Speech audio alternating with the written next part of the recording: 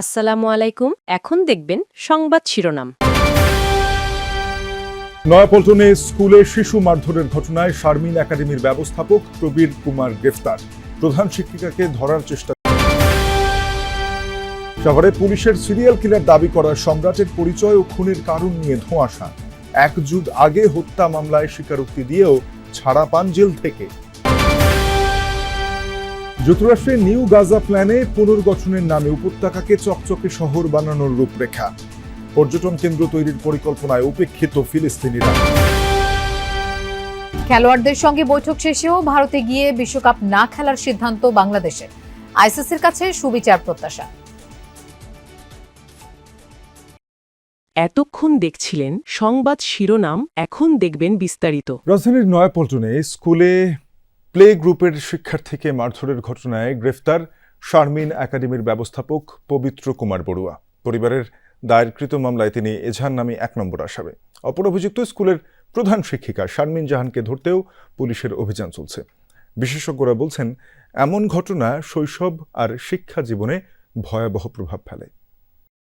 স্কুলের ছোট্ট অফিস কক্ষ, ভেতরে আটকা কোমলমতি এক শিশু, যাকে নির্মমভাবে মারছে প্রাপ্তবয়স্ক এক পুরুষ। ভয়, আতঙ্ক আর অসহায়ত্ব শিশুটির চোখে স্পষ্ট। পাশেই শিশুটির হাত ধরে বসা একজন নারী, যিনি থামান না, বরং পাশবিকতার সহযোগী। ফুটেজের আরেক অংশে তাকেই দেখা যায় শিশুটিকে শাসাতে মারতে। এই ভিডিও প্রকাশ্যে আসতেই দেশজুড়ে ছড়িয়ে পড়ে তীব্র ক্ষোভ আর ঘৃণা। গা শিউরে ওঠা শিশু নির্যাতনের ঘটনা রাজধানীর নয়াপল্টনের শারমিন একাডেমির। স্কুলটির গেটে বা নামফলকে কোথাও নেই বাধ্যতামূলক EIIN নাম্বার।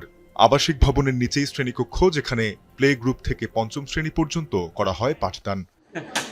একজন তো ম্যাডাম শারমিন, আর একজনের নাম তো স্যারের নাম তো আমি জানি না। আপনাদেরকে আজকে গেট বন্ধ রাখতে বলছেন? না, উনি বলে নাই, আমি তো স্কুলের সাথে আমার সম্পর্ক তো নাই। আজকে বন্ধ বলে দিছে মিসে, কিসের জন্য বন্ধ তা জানি না। এরপরই স্কুলের গ্রুপে জানিয়ে দেওয়া হয় অনিবার্য কারণে বৃহস্পতিবার স্কুল বন্ধ থাকবে। অভিভাবকরা তখনই বুঝে যান ঘটেছে বড় কিছু। ভাইরাল ভিডিও দেখে অভিভাবকরাই শনাক্ত করেন শিশুটির হাত ধরে থাকা নারী স্কুলের প্রধান শিক্ষিকা শারমিন জাহান, আর স্ট্যাপলার দিয়ে ভয় দেখিয়ে মারধর করা ব্যক্তির নাম প্রবীর কুমার, যাকে স্কুলের ম্যানেজার হিসেবে পরিচয় দেওয়া হয়। পূর্বে বেতন টেতন যতবার দিতে আসছি, ওই ভদ্রলোক আমাদের কাছ থেকে বেতন রিসিভ করতো। এখন যেহেতু একটা ঘটনা ঘটছে, আমার বাচ্চা তো আমি এখানে আর পড়াবো না। লাথি মারে, ঘুষি মারে, থুতু মারে, মানে এগুলো আসলে নেওয়া যায় না। বাচ্চাটা বিশেষ করে ওর একটা অস্ত্র আছে, সেটা হচ্ছে মুখের অস্ত্র, যেটা থুতু। শুনছি ম্যাডামের এড়িয়ে ফেলেছে, ওই কামড় দিছে। প্রধান শিক্ষিকার সাথে যোগাযোগের চেষ্টা করা হলে তার পরিবারের এক সদস্যের সাথে। শহরে 7 মাসে 6 খুন, গ্রেপ্তার এক ভবঘুরে নাম সম্রাট। কিন্তু তার প্রকৃত পরিচয় ও হত্যার কারণ নিয়ে উঠেছে নানা প্রশ্ন। তদন্তে বেরিয়ে আসছে একের পর এক চাঞ্চল্যকর তথ্য। সাভারের পরিত্যক্ত পৌর কমিউনিটি সেন্টার, এখান থেকেই গত 7 মাসে উদ্ধার হয়েছে 5টি মরদেহ, খুন হয়েছেন 6 জন। সবশেষ সিসিটিভি দেখে গ্রেফতার করা হয় একজনকে। এলাকার সবাই তাকে চিনতেন সম্রাট নামে। পুলিশকে এক এক সময় এক এক পরিচয় দেয়া সম্রাট সবশেষ দাবি করেন তার নাম মশিউর রহমান খান সম্রাট। কিন্তু তদন্তে বেরিয়ে আসে তার প্রকৃত নাম সবুজ শেখ। বাড়ি মুন্সিগঞ্জের লৌহজং থানার হলুদিয়া ইউনিয়নে। 3 ভাই ও 4 বোনের মধ্যে দ্বিতীয় তিনি। সাভার থানা ও সাব রেজিস্ট্রার অফিসের আশেপাশে ঘোরাফেরা করতেন এই সম্রাট। খোদ থানার সামনে কখনো পুলিশের, কখনো বা র্যাবের পোশাক পরে করতেন চলাফেরা। গ্রেফতারের পর প্রথমে অস্বীকার করলেও সিসিটিভি দেখাতেই বের হয়ে আসে থলের বিড়াল। সবুজ শেখ ওরফে সম্রাট স্বীকার করেন সব। প্রাথমিকভাবে অবৈধ সম্পর্কের জেরে খুনের কথা বললেও বাস্তবে পাওয়া যায়নি এর কোনো সত্যতা।